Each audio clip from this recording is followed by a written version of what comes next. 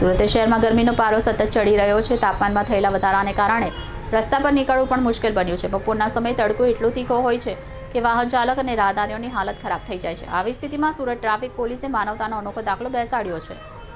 Traffic પોલીસે ring road પર region 2 circle 5 Kinnari talkies પાસે આશરે 1500 જેટલી છાશ અને પાણીનું વિતરણ કર્યું।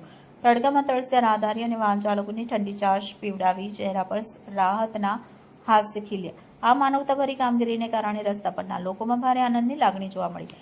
એક વાહન ચાલકે કહ્યું, આવી ભીષણ ગરમીમાં બહાર નીકળવું જોખમ છે, પણ પોલીસે જે રીતે છાશ પાણી પાઈ તે અમારા માટે જીવનદાન સમાન છે।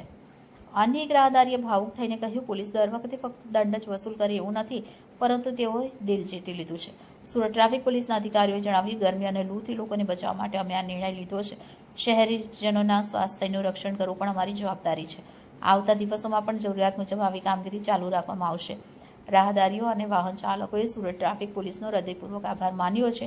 આ ઘટનાએ સાબિત કરી દીધું છે કે સખત ગરમીમાં પણ માનવતા હજી જીવંત છે અને સુરત પોલીસે તેનું સિંચન છાશના રૂપમાં કરી દેખાડ્યું છે।